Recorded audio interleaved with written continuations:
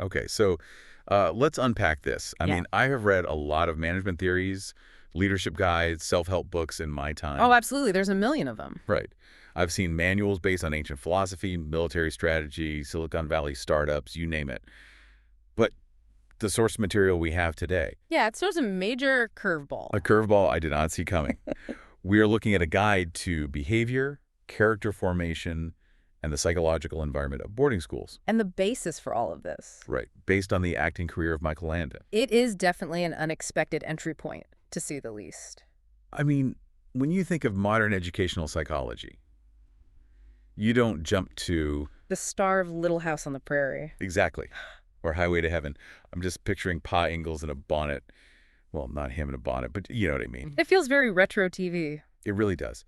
But the document we're doing our deep dive into today is titled What a Boarder Can Learn from Michael Landon. Which is such a great hook.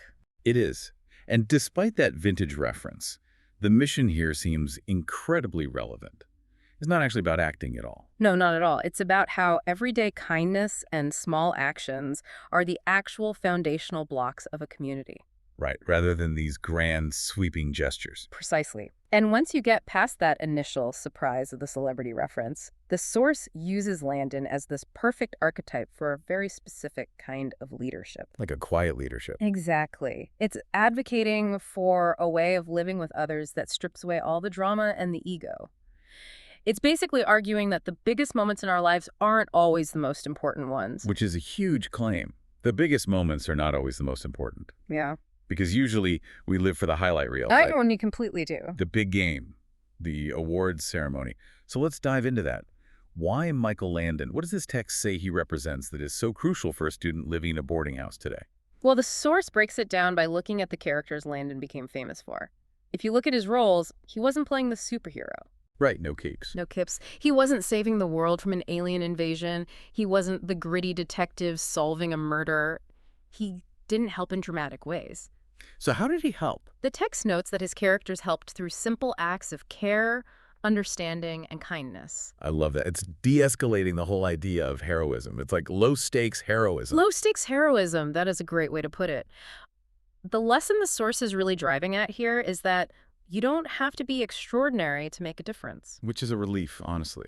It is. Okay. We often think that to be a leader or to just be a good person, we need to do something massive. Like organize the charity drive. Right, or give the big speech that moves everyone to tears.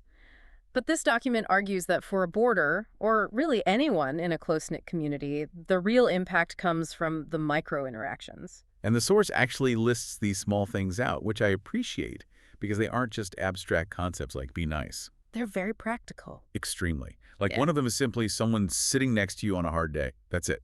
Just presence. It sounds simple, but think about the social courage that actually takes. Oh, yeah? If someone is having a hard day, they might be radiating negativity or crying or just completely silent.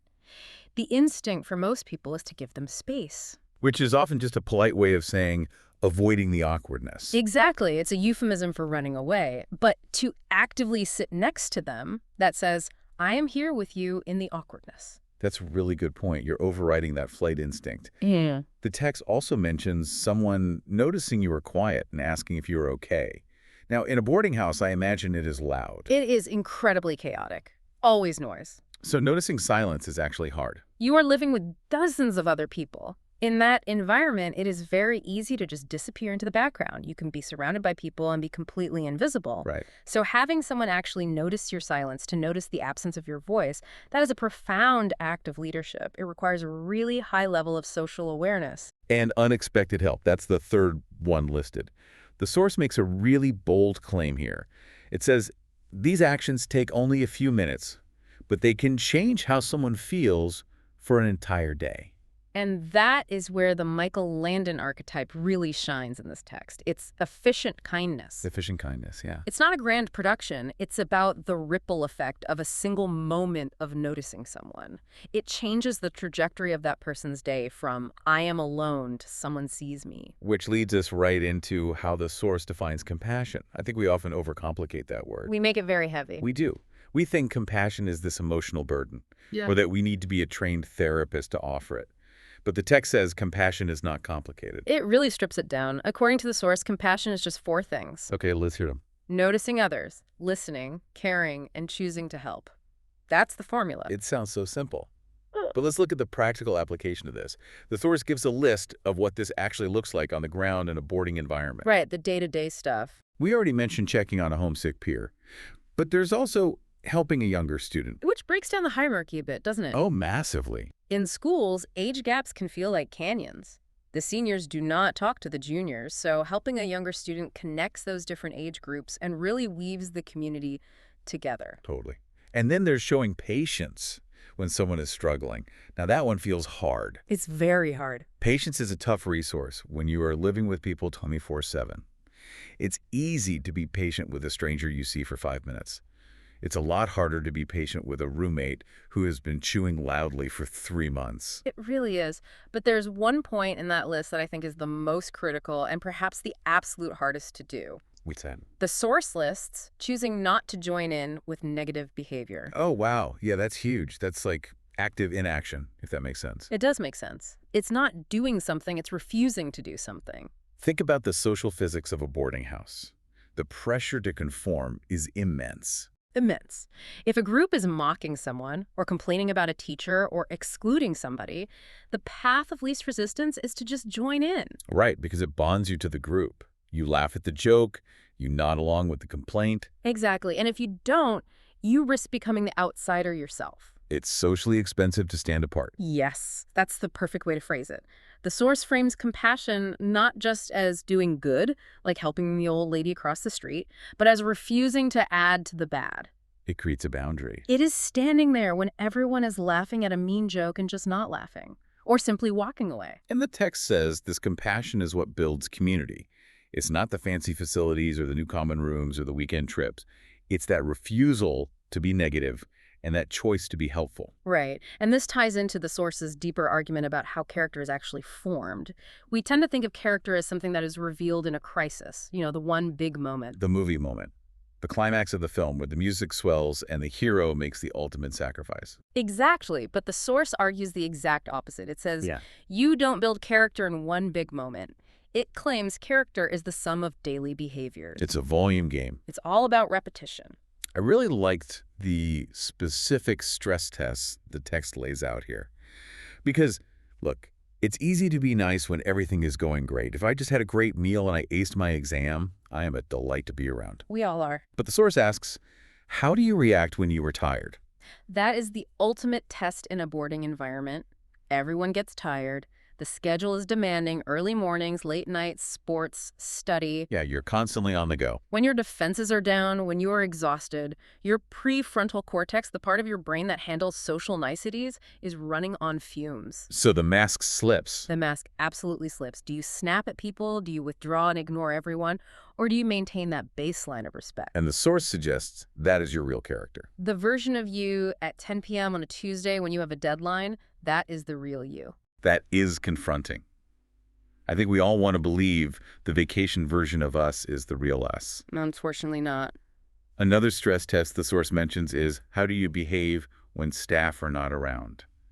That's the integrity piece. It is. It's the classic definition of integrity, who you are when no one is watching.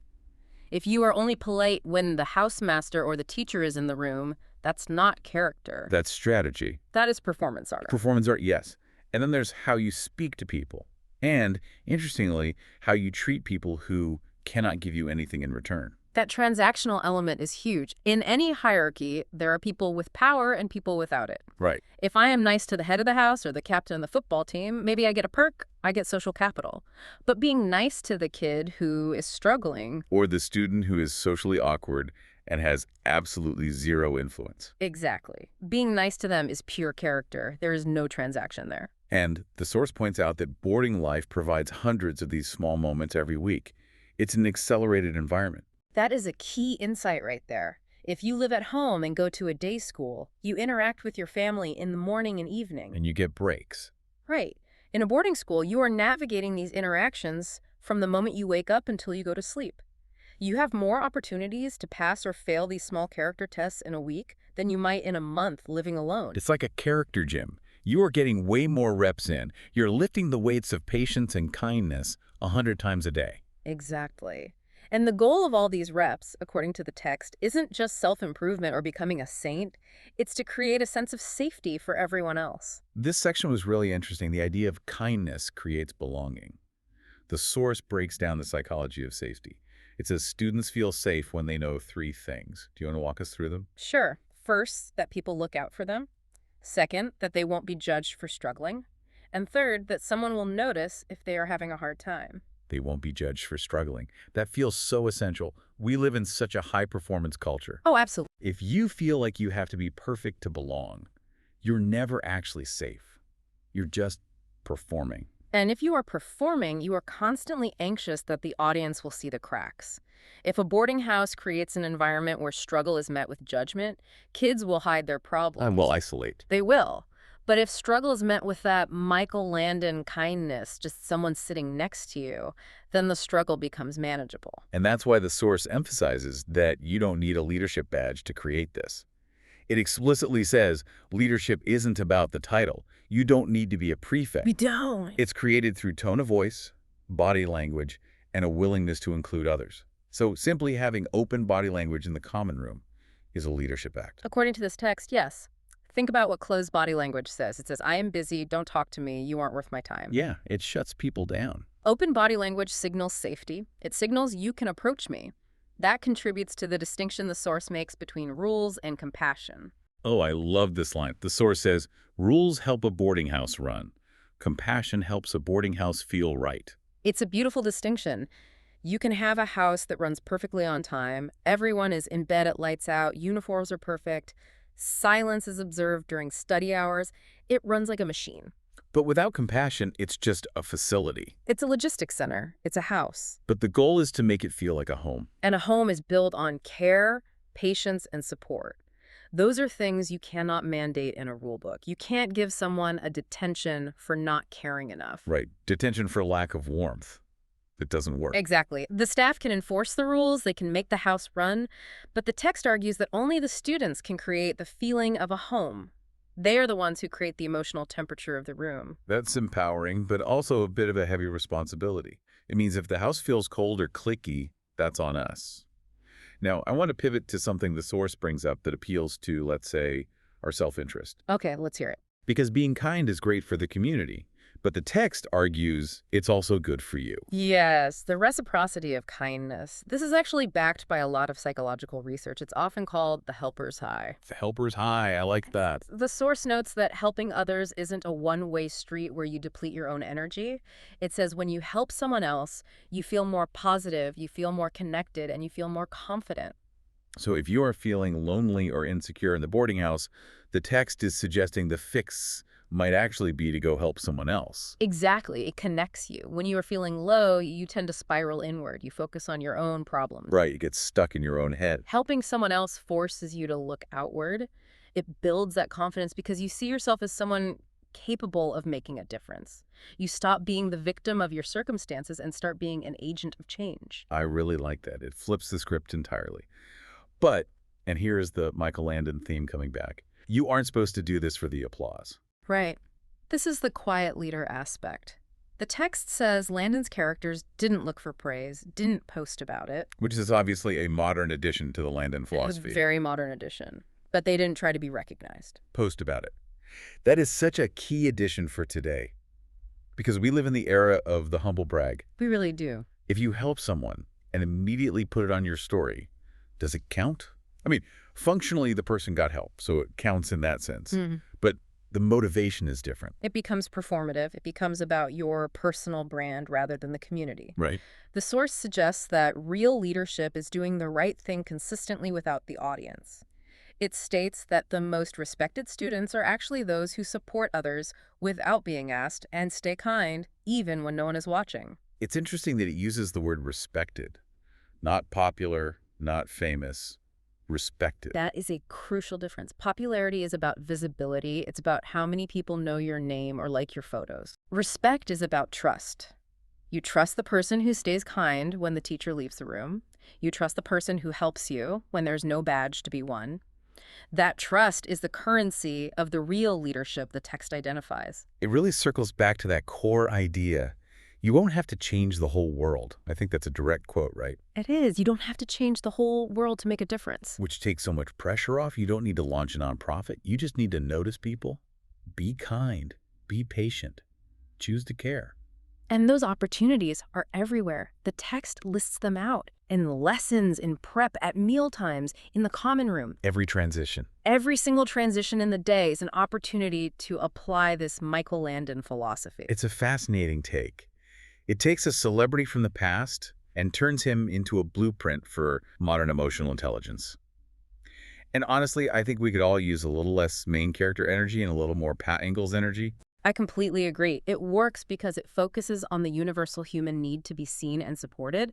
That hasn't changed since the 1970s, and it won't change in the future. So let's recap where we've been. We've unpacked the Michael Landon archetype, helping without drama, the low-stakes hero. We've looked at the small things, noticing the silence, sitting nearby, all those micro interactions. Right. And we've defined compassion not as a grand gesture, but as a daily choice, including the crucial choice not to join in on negativity. And we've seen how character is formed in the tired moments, the unobserved moments, the stress tests. Yeah. And ultimately how that behavior creates a home rather than just a house by building psychological safety. It leaves us with a pretty clear message for any listener, whether you're at a boarding school or just navigating your own workplace or community.